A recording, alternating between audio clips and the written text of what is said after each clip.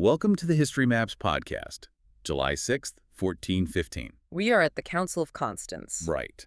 A Bohemian priest and scholar named Jan Hus is standing in front of the assembled authority of the Catholic Church and the Holy Roman Empire. And he is condemned for heresy. The sentence is execution by burning. The authorities, they firmly believe that by eliminating this one man, they are going to extinguish his reform movement completely. But that is not what happens. I mean, the smoke from his execution basically ignites a 14-year conflict in Bohemia. Yeah, it really does. So today we are doing a deep dive into the source material on the Hussite Wars.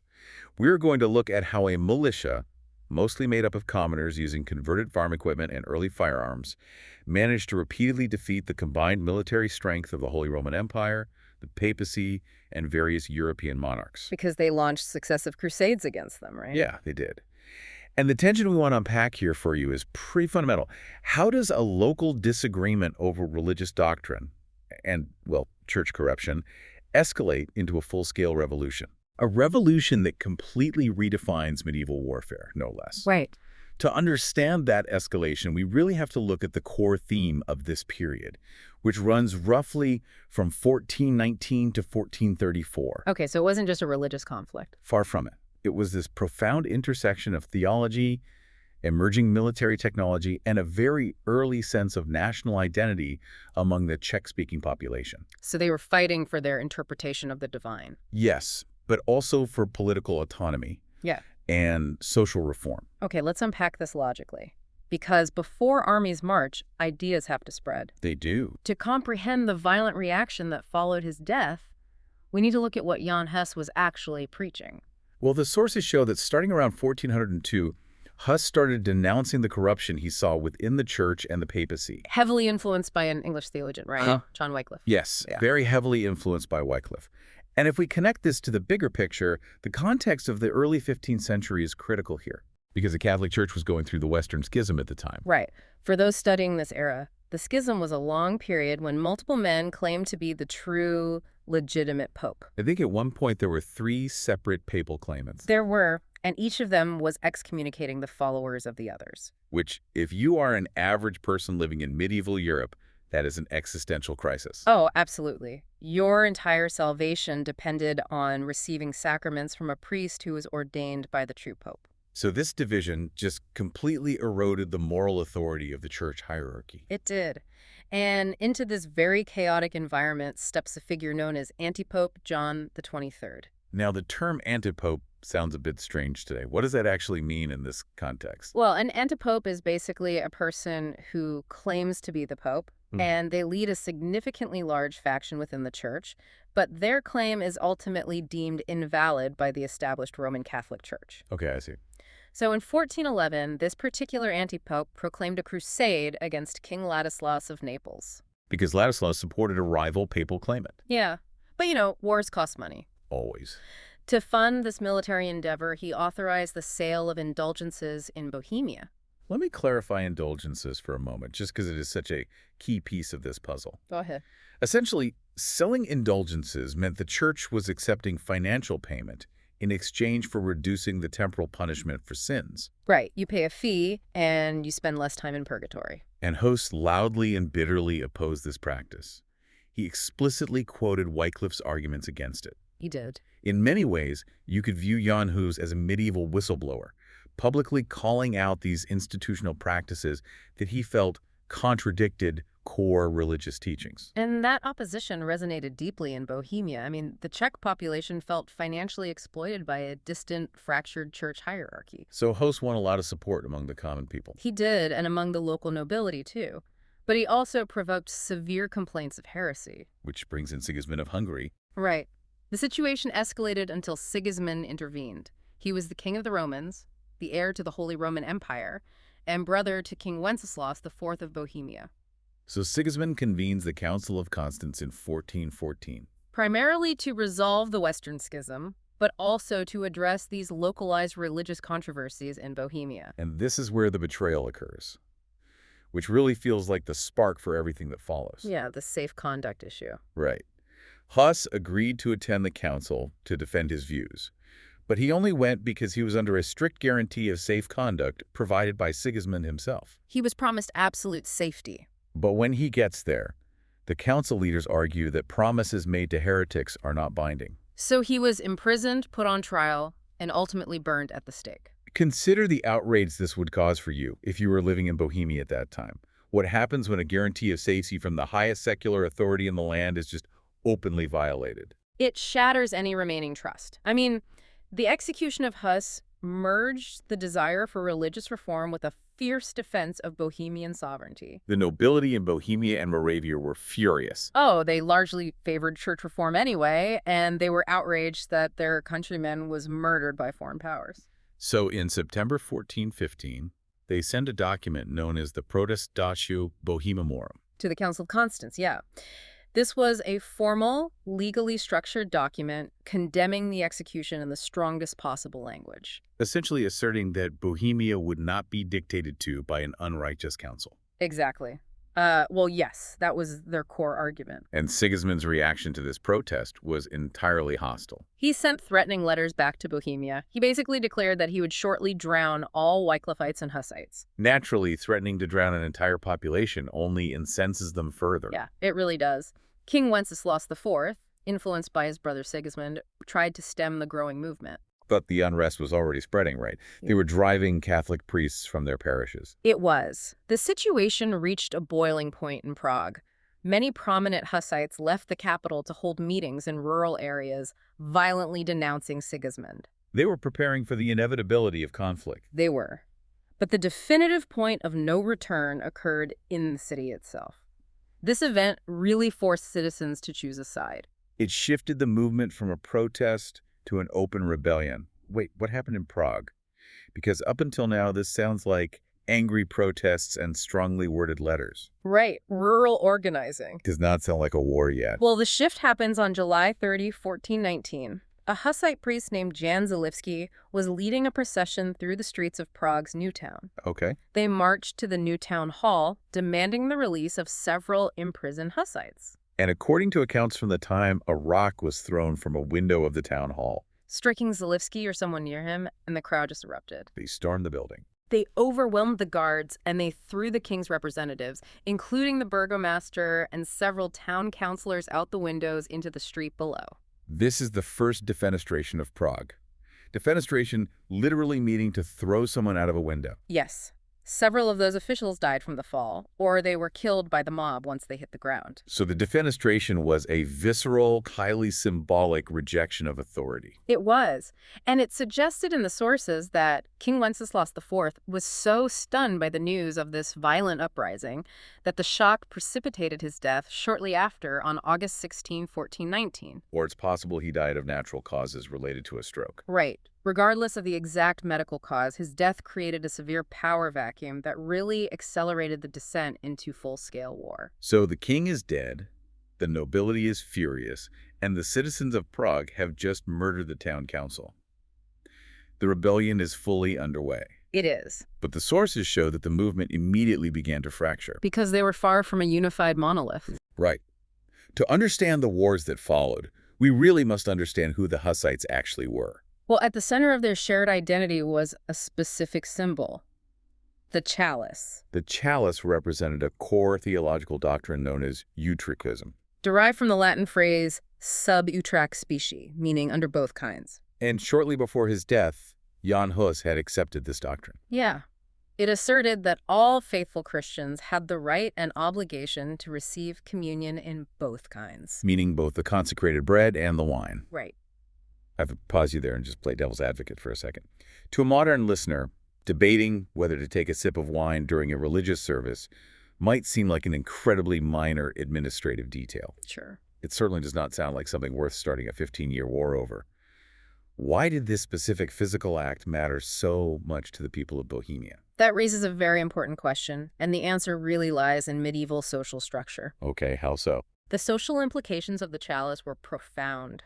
Within the traditional Roman Catholic practice of the late Middle Ages, the wine was reserved exclusively for the clergy. And laity, the common people, received only the bread. Yeah. So this physical separation at the altar reinforced a strict, unbreachable hierarchical division between the priesthood and the commoners. The priests were elevated. They were acting as the sole gatekeepers to the divine. So by demanding the wine for everyone, the Hussites were challenging that hierarchy directly. It was a tangible democratization of the divine. It suggested an equality before God that deeply unsettled the traditional, rigid, medieval social order. Because if a peasant is equal to a priest before God. The nobility began to fear that the peasant might soon demand equality before the law. Okay, that makes complete sense. The chalice is not just wine, it is a symbol of anti-elitism. Yeah. This shared belief in Utraquism united them initially, but sharp divisions emerged regarding how far this reform should actually go. You have the moderate faction, who became known as the Utraquists, or sometimes the Calixtines or Praguers. Because their base of power was rooted in the university and the wealthy citizenry of Prague. And they favored political compromise, right? They did. They focused primarily on securing that specific right to communion in both kinds. But then, in stark contrast, were the Taborites. The radical faction. They were named after the newly founded town of Tabor in southern Bohemia, which became their fortified center. And the Taborites rejected almost all Catholic ceremonies, robes, and rituals. They recognized only two sacraments directly supported by Scripture: baptism and communion. They established a strict, almost puritanical society governed on a democratic basis. They did. They elected 4 military captains to lead them. And one of those was a yeoman named Jan Žižka. Yes, Žižka instituted rigorous, unprecedented military discipline. Before we move on to Žižka, let's clarify yeoman.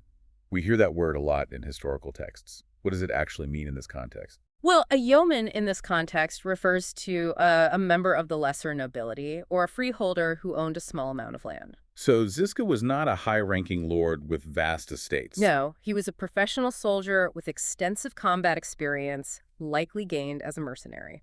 His relatively modest social standing made him relatable to the commoners he commanded. But his military expertise made him indispensable. And there were other factions beyond the moderates and the Taborites, right? Yeah, you had the Orbites in eastern Bohemia, a union that would later be known as the Orphans after Žižka's death. And then on the absolute extreme edge of the movement, there were the Adamites. The Adamites were a radical communistic religious sect that emerged briefly within the broader Taborite movement. Their beliefs and practices were considered far too extreme, even for the radical Hussites. Oh, definitely. They believed they were living in a restored state of innocence, like Adam and Eve. And reportedly practiced nudism, rejected marriage, and engaged in communal living. Yeah, and Jan Žižka took swift, violent action to sternly suppress them. He saw them as a liability. This internal policing really highlights how volatile the theological landscape was. The Hussites were constantly defining their own orthodoxy, deciding who was too radical, while simultaneously fighting off external empires. Which brings us to the battlefield. This is the part that genuinely requires explanation. It does. You have a fractured theological movement made up mostly of commoners, peasants, and lesser nobles. Right. They need a way to survive against the professional, heavily armored knights of the surrounding empires. And they don't have traditional military training. They don't have expensive plate armor, and they don't have war horses. Logically, the Hussites should have been slaughtered in a week. How did they survive? They survived by initiating a true military revolution. They found their solutions in the barn and the forge. As we noted, the Hussite militias were composed mostly of commoners, including both men and women. So their survival depended entirely on the tactical genius of Jan Žižka. He recognized that sending untrained peasants to fight professional heavy cavalry on an open field was suicide. He needed an entirely new approach to warfare, one that neutralized the enemy's mobility. So he utilized converted farm equipment, specifically heavy transport carriages, to create what is known as the Wagenburg, or wagon fort. I really like the analogy here. The Hussites effectively invented a medieval equivalent of the tank. They did, but these were not just random wagons pulled into a circle, you know. Not at all. Žižka standardized the production of these war wagons. They were heavy, sturdy, four-wheeled carts constructed from thick timber. And they were reinforced with iron plates. Yeah, the sides were built up with thick wooden boards, pierced with firing slits. There were universal templates so they could be rapidly assembled and integrated into a defensive formation. Very modular. Picture yourself standing in front of one of these formations. How did the Wagenburg actually function in the middle of a battle? Well, when an enemy army approached, The Hussites would rapidly arrange the wagons into a defensive perimeter. often a square or a circle, depending on the terrain. Right. The draft horses were unhitched and placed safely inside the enclosure. Then the wagons were physically chained together, wheel to wheel. This created a solid, continuous wooden wall. And this neutralized the primary overwhelming advantage of the medieval knight, the heavy cavalry charge. Because horses simply will not charge into a solid wooden barrier. They won't. So the knights are forced to stop their charge. And what happens next? Inside each wagon was a highly disciplined crew, usually about 16 to 20 people, You had a commander, drivers, pikemen. and individuals armed with halberds and flails to defend the gaps between the wagons. But the key innovation was the deployment of ranged weapons from the safety of these mobile fortresses. They relied heavily on crossbows. Because crossbows required significantly less physical strength and training to operate than traditional longbows, right? Yeah, making them ideal for a citizen militia. You could train a farmer to use a crossbow accurately in a matter of weeks. But the defining feature of Hussite warfare, the thing that truly changed European history, was their extensive use of early firearms. Yes, absolutely. Prior to the Hussite Wars, the use of firearms in the late 14th and early 15th centuries was largely limited to static siege operations. Cannons were used to batter down castle walls. But their immense weight, lack of accuracy, the slow reloading time, and just the cumbersome operation prevented their use on a dynamic, open battlefield. Right, if you were standing in a field trying to reload an early hand cannon, a knight on horseback will run you down before you finish pouring the powder. Precisely. So how did Ziska solve the reloading problem? The Wagenburg solved it. By placing the handgunners inside the heavily armored wagons, the Hussites circumvented these limitations entirely. They fired from static, protected positions. A gunner could take 2 minutes to reload, entirely safe behind thick oak boards, while the enemy cavalry milled about outside, unable to penetrate the perimeter. Furthermore, the lack of guild monopolies in Bohemia kept the price of producing these weapons relatively low, allowing for wider distribution among the militias. The specific weapons they developed have left a permanent mark on language, which is fascinating. If you look at the sources we are diving into today, you'll notice the terminology. They used an early handheld firearm called a pistola. It was essentially an iron tube mounted on a wooden stock, fired by manually applying a burning match to a touch hole. It was terribly inaccurate, but the noise and smoke were terrifying. And the word pistola is the etymological origin of the English word pistol. Yeah. They also utilized a type of field artillery called a Hafneis. These were shorter cannons designed specifically to shoot stone and iron projectiles against massed enemy infantry and cavalry, rather than battering stone walls. And that word, Hafneis, eventually evolved into the English word howitzer. They also employed heavier infantry weapons called a hakovneis, which had a hook underneath the barrel to absorb recoil over the wagon wall. and various larger cannons like the bombarda. The tactical shift in how these weapons and wagons were used over time is really interesting. They start out using them purely to survive. Right. Throughout 1420 and 1421, their deployment was primarily defensive. Like at the Battle of Neckmere in December 1419, and the Battle of Sudemer in March 1420. Significantly outnumbered Hussite militias used stationary wagon walls to repel surprise assaults by heavy royalist cavalry. Sudemer is a perfect example of Ziska's use of terrain, He positioned his wagons between two fish ponds.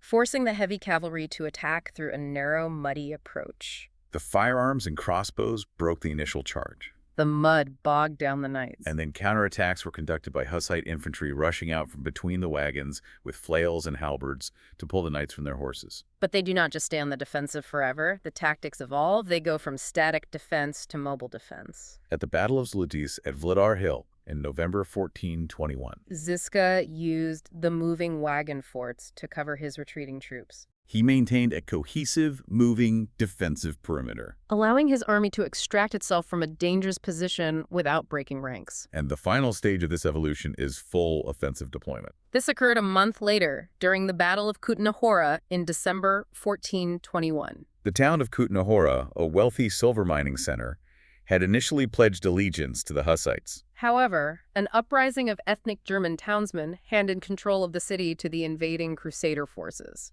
So Ziska found his smaller Hussite army pinned between the hostile town walls and the main enemy camp commanded by Sigismund. His solution was audacious. Late in the night, between December 21st and 22nd, Ziska ordered an attack. But he did not send infantry into the dark. He ordered a gradually moving wagon wall to advance directly toward the Crusader lines. Instead of traditional melee combat, the attack relied mainly on firing ranged weapons. Cannons and the Pistola handguns from the moving wagons in the pitch black. What's really notable here is the sensory reality of that moment. Oh, the psychological terror of a coordinated nighttime firearm assault on a medieval army was unprecedented. Medieval armies did not fight at night due to the impossibility of communication and coordination. Suddenly, the Crusaders are faced with deafening explosions, flashes of fire illuminating the dark, and unseen projectiles tearing through their ranks. Nighttime use of firearms proved extremely effective, disorienting, and breaking the enemy lines. Sigismund's forces panicked and retreated. This engagement marked the point where firearms shifted from being auxiliary support weapons to the primary offensive tool of the Hussite militia.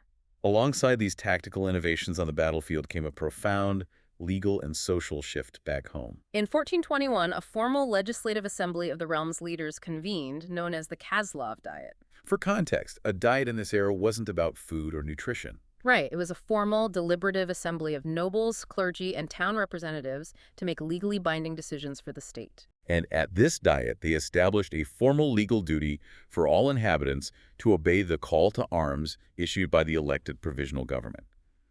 Why is this detail so important? This is a turning point in European civic organization. For the first time in medieval European history, the duty to bear arms was not tied to fulfilling a personal obligation to a specific feudal lord or to the church. It was an obligation to participate in the defense of the nation itself. This concept of national defense, decoupled from strict feudal hierarchy, was revolutionary. It provided the Hussites with a highly motivated, rapidly mobilizable force that viewed their struggle as a defense of their homeland and their faith, rather than a chore demanded by a wealthy baron. They would need every single person they could muster because the Holy Roman Empire was mobilizing its response. Following the death of Wenceslaus IV, his brother Sigismund formally claimed the Bohemian crown. However, the Bohemian nobles fiercely contested this. Because the nature of the Bohemian monarchy was a point of deep legal contention. The nobles argued that the Kingdom of Bohemia was an elective monarchy, not a hereditary one. Meaning the crown did not automatically pass to the next blood relative. The nobles had the legal right to choose their king. The regent of the kingdom, Seneca of Wurtemberg,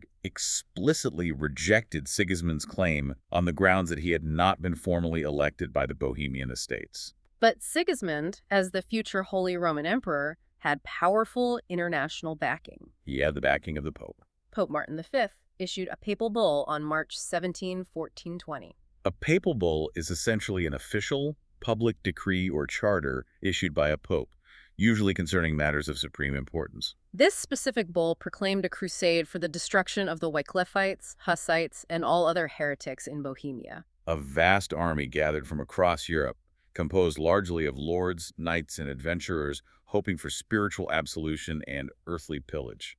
This large force arrived before the walls of Prague by the end of June. In response to this existential threat, the deeply divided Hussite factions, the moderates in Prague and the radicals from Tabor, realized they had to unite or perish.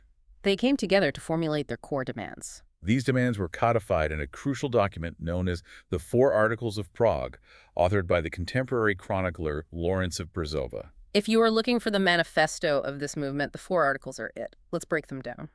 Article 1 demanded that the word of God be preached freely in the kingdom without censorship by bishops. Article 2 asserted the Utriquist core belief we discussed earlier. The sacrament of the Eucharist must be administered in both kinds, the bread and the wine, to all faithful Christians. Article 3 struck directly at the economic foundation of the medieval church. It demanded that secular wealth, land ownership, and worldly goods be withdrawn from the clergy, Forcing priests and bishops to return to an apostolic life of poverty, as described in the New Testament. Finally, Article 4 demanded that all mortal sins and public disorders be punished equally, strictly, and impartially, regardless of the social rank of the offender. A sin committed by a wealthy nobleman was to be punished just as severely as a sin committed by a blacksmith. Which, again, purifies the nobility. Sigismund, heavily influenced by papal legates who saw these articles as a direct threat to the Pope's authority and the economic survival of the Church, rejected them completely. And so, the First Crusade commenced. But here's the question that stands out to you as a modern observer. Yeah. If Sigismund had the backing of all of Catholic Europe and a vast professional army of heavily armored knights, how did he fail so decisively to take Bohemia? The fatal flaw of the Crusader armies lay in their composition and their complete lack of preparation for the terrain and the tactics they encountered. These were forces expecting traditional siege warfare. Or open field clashes with opposing knights adhering to the rules of chivalry. They were uncoordinated, speaking different languages. And often competing with each other for plunder rather than operating as a cohesive military unit. So when they encountered Ziska's disciplined infantry, the fortified Wagenburgs, and the devastating use of early firearms, Their traditional cavalry charges were entirely useless. we see this failure play out immediately at the Battle of Witkov Hill in July 1420. Prague was besieged. Witkov Hill was a crucial elevated position outside the city walls that controlled the supply routes. Ziska fortified the hill with a small force, building wooden palisades and deep ditches. The geography of Witkov Hill is the key. The approach was narrow and steep. The Crusader cavalry tried to charge up the hill, but they were confined to a tight path. They could not use their numbers to surround the defenders. Ziska's forces held them at the barricades using firearms, crossbows, and flails. As the Crusaders bottlenecked, a counterattack from the city of Prague hit their flank. The Crusader army panicked and routed down the steep slopes, suffering heavy casualties. This defeat forced Sigismund to lift the initial siege of Prague. Sigismund still held two vital castles within the city limits, Vyšehrad and Hradčany. But the citizens of Prague, energized by the victory at Witkov Hill, laid siege to Vyšehrad. By late October, the royal garrison at Vyšehrad was starving. Sigismund attempted to relieve the fortress with his remaining army. He attacked the Hussite siege lines, but he was decisively defeated again on November 1st near the village of Pankrak. Following this crushing defeat at the Battle of Vyšehrad, the castles capitulated. The royalist forces were shattered, and almost all of Bohemia fell into Hussite hands. So the First Crusade is a complete failure for the Holy Roman Empire. But the sources reveal that internal troubles prevented the Hussites from fully capitalizing on this momentum. The moment the external threat backs off, they turn on each other. We mentioned the radical preacher Jan Zalewski earlier, the man who sparked the defenestration. He obtained almost unlimited dictatorial authority over the lower classes in Prague for a time, leading to brutal purges of his political opponents. Meanwhile, out in the countryside, Ziska was busy suppressing the radical Adamite sect in Tabor. Recognizing this severe internal discord, the Pope and the German princes launched a second crusade. In August 1421, a large German army crossed the border into Bohemia and laid siege to the town of Zatek. However, the events at Zatek demonstrate the formidable psychological reputation the Hussite militias had already built. After an unsuccessful initial attempt to storm the city walls, the Crusader army received word that a Hussite relief force was approaching. They did not stay to fight. The entire Crusader army simply fled in panic before the Hussites even arrived. Sigismund himself arrived late to the campaign in late 1421. He managed to temporarily take the town of Kutna-Hora. But as we discussed regarding that audacious nighttime wagon attack, he was driven out. He was then decisively routed by Ziska at the Battle of Nemeki Brod on January 6, 1422. The Second Crusade ended in total humiliating defeat. With the external threat temporarily repelled once more, the deep, internal divisions of the Hussite movement took center stage, initiating a complex period of political maneuvering and civil war. The radical preacher Jan Zalewski, having alienated the moderate factions, was arrested by the Prague Town Council. In a swift and secretive move, he was beheaded on March 9, 1422. Highlighting the volatile and deadly power struggles occurring within the capital city. The moderate Hussite leadership recognized that they could not exist in diplomatic isolation forever. They needed legitimacy in the eyes of Europe. In a move that highlights a stark irony, they decided they needed a monarch. Hold on, let me get this straight. Okay. They just sparked a massive a huge revolution, fought off 2 crusades, demanded the equalization of society through the chalice, and stripped worldly power away from the church. And their first move is to go knock on the door of a foreign king and ask him to rule them. That makes zero sense, right? It really doesn't. It does seem contradictory, but it reflects the cold diplomatic pragmatism of the moderate Utraquists in Prague. They were scholars and politicians. They understood that enduring endless crusades from the entirety of Catholic Europe was statistically unsustainable in the long run. They would eventually be ground down by attrition. They needed a recognized, legitimate monarch to validate their state, provide powerful military alliances, and force the papacy to the negotiating table. So they offered the Bohemian crown to King Ladislaw II of Poland. King Ladislaw II refused the offer, heavily pressured by his Catholic advisors and the papacy. The Bohemian crown was then offered to his cousin, Grand Duke Vytautas of Lithuania. Vytautas accepted the offer, but he attached a significant, problematic condition. He demanded that the Hussites reunite with the Catholic Church. Right. To manage affairs in Bohemia, Vytautas sent Prince Sigismund Korybut, the nephew of Ladislaw II, to act as his regent. Korybut arrived in Prague in 1422, and his authority was recognized by the moderate Utraquists and the city council. However, his explicit mission from his uncle was to force the radical factions to abandon their extreme doctrines and reunite with the church. This mandate led to direct, violent conflict. Korybut fought against the Taborites and the Orbites to force their compliance. Korybut's tenure was relatively short-lived. In 1423, following a complex political agreement called the Treaty of Melno between Poland, Lithuania, and Sigismund of Hungary, Korybut was recalled to Lithuania under intense pressure from the Pope. His sudden departure created another power vacuum, which immediately sparked a civil war between the Hussite factions. The radical Taborites, led by young Zizka, took up arms against the moderate Utraquists, who were often referred to as the Praguers. The moderates were willing to compromise. The radicals viewed any compromise as a betrayal of God's law. This internal conflict culminated in the Battle of Horus on April 27, 1423. Where Zizka's veteran forces defeated the Utraquist army commanded by Sinek of Wartenberg.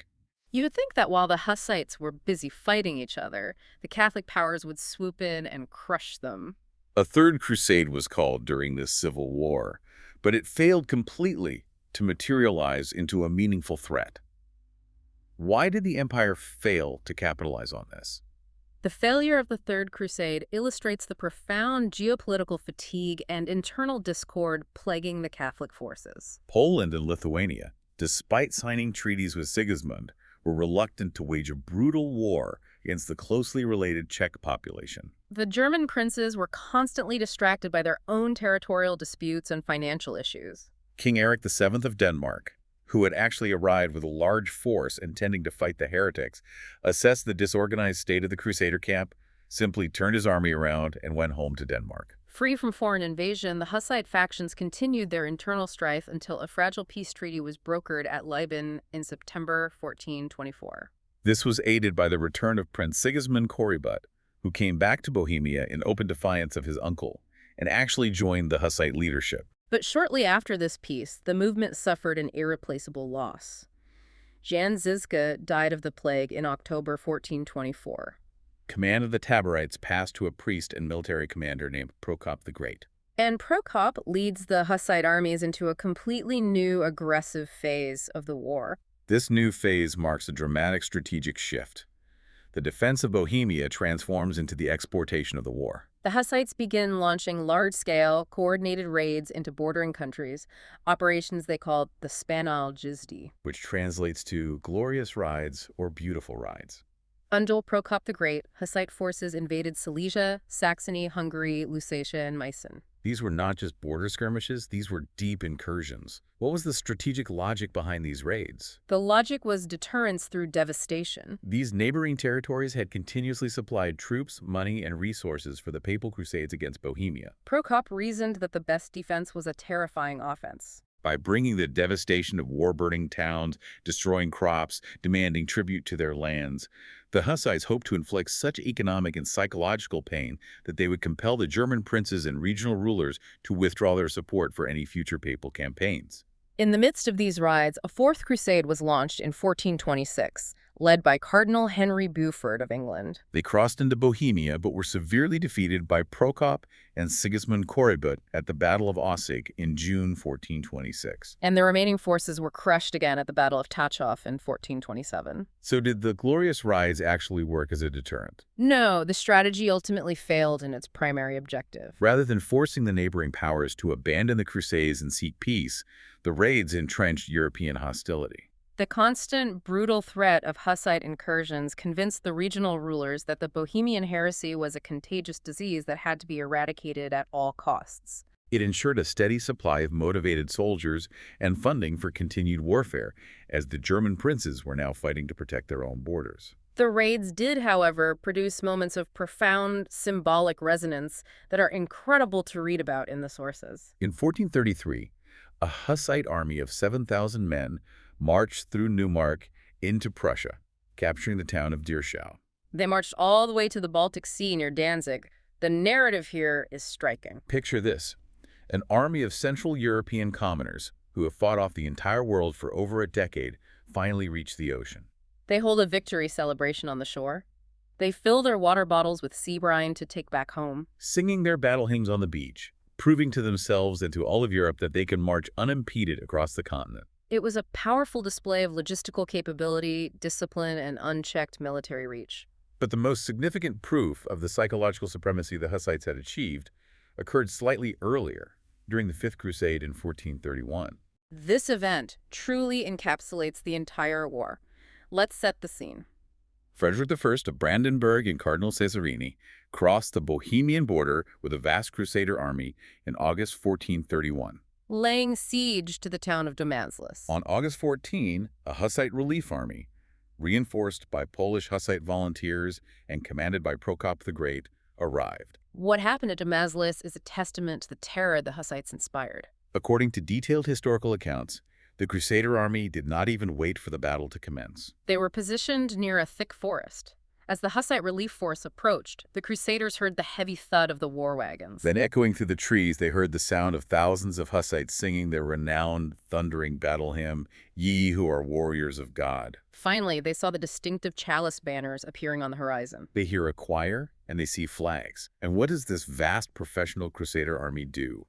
They completely broke. The psychological conditioning from years of relentless, brutal defeats, the knowledge of the impenetrable wagon forts, and the terrifying association of that specific song caused widespread panic. The Crusader army routed and fled the field in absolute chaos, without a single arrow being fired or sword swung. The song itself had become a weapon of mass demoralization. The mere presence of the Hussite army, preceded by their reputation and their hymns, was enough to shatter the resolve of a massive invading force. Cardinal Cicerni himself had to flee in disguise, leaving behind his papal bull, his crucifix, and his vestments, which the Hussites kept as trophies. The flight at Damascus made it undeniably clear to the Catholic Church and the Holy Roman Empire that the Hussites simply could not be subdued by force of arms. You cannot beat them on the battlefield. The uninterrupted series of Hussite victories, combined with the growing fear among German princes that the democratic, anti-clerical ideals of the Taborites might spread to their own peasant populations, forced the papacy to do the unthinkable: seek a negotiated settlement with heretics. This brings us to the tragic, complex end of the wars. The undeniable military supremacy of the Hussites forced a political solution, but that peace required a terrible blood price paid by the Hussites themselves. In 1431, the Council of Basel convened, and the Catholic Church reluctantly issued a formal invitation to the Hussites to participate in theological debates as equals, an unprecedented concession. A Hussite embassy arrived in Basel in January 1433. The delegation was led by Prokop the Great and included notable figures like the Taborite Bishop Nicholas of Pelhřimov and an English Hussite named Peter Payne. How does an Englishman end up negotiating for the Bohemians? Well, Peter Payne was an Oxford scholar, deeply committed to the teachings of John Wycliffe. When Wycliffite teachings were suppressed in England, he fled to Prague, where he found an environment receptive to his radical views. He became a prominent diplomat for the Hussites, effectively bridging the gap between English reformist thought and the Bohemian battlefield. At the council, the negotiations dragged on for months. The debates were prolonged, highly technical, and ultimately deadlocked. The turning point, however, did not come from the council chambers in Basel. It came from within Bohemia itself. The moderate Utraquists were exhausted. They were desperate for peace and stability. They had effectively achieved their primary religious goal, the recognition of communion in both kinds within their own territories. And they were tired of the endless warfare, the economic devastation, and the radical social demands pushed by the Taborites. To secure peace, the Utraquists made a fateful, calculating decision. they switched sides. They forged a secret alliance with the moderate Catholic lords in Bohemia. This realignment sparked the final, most devastating internal conflict. The combined forces of the Utraquists and the Catholic loyalists marched to confront the radical Taborite army. On May 30, 1434, the two sides met at the Battle of Lipany. The result was an absolute annihilation. The Utraquists, utilizing the exact same Wagenburg tactics that the Taborites had perfected, feigned a retreat. The Taborites, eager for victory, broke their defensive formation and pursued. Once the Taborites were out in the open, the Utraquist heavy cavalry, which they now possessed through their Catholic allies, charged. The Taborite army was totally defeated. Both Prokop the Great and another vital radical leader, Prokop the Lesser, were killed in the fighting. Thousands of veteran Taborite soldiers were slaughtered. It is a profound historical tragedy. A movement that successfully defied the combined military and spiritual might of Europe for 15 years ultimately destroyed itself on the battlefield. The defeat at Lipany effectively ended the military power of the radical factions. The puritanical democratic experiment of Tabor was crushed. In the following years, the Polish Hussite movement, which had caused unrest to the north, was similarly crushed by royal troops at the Battle of Drottniki in 1439. With the radical threat eliminated, the political path was clear for a final agreement between the moderates and the empire. On July 5, 1436, the Compacts of Basel were formally signed at the town of Jihlava by Emperor Sigismund, the Utraquist delegates, and representatives of the Catholic Church. The compacts were a watered-down version based on the original 4 Articles of Prague. When evaluating the compacts, we see a highly complex legacy. On paper, it was a victory for the moderate Utraquists. For the first time, the Roman Catholic Church officially permitted a specific region to administer the sacrament in both kinds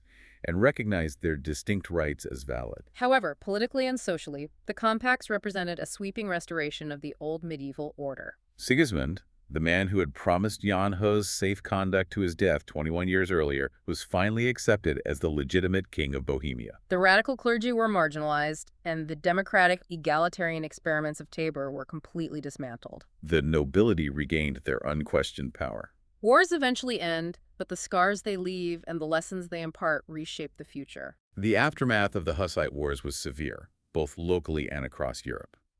The demographic catastrophe in the region was staggering. The population of the Czech lands fell dramatically due to warfare, famine, and outbreaks of the plague. Estimates suggest a decline from over 3 million inhabitants around the year 1400 to under 2 million by the early 16th century. The economy was in ruins, the rich silver mines were flooded or destroyed. Neighboring regions also suffered heavily.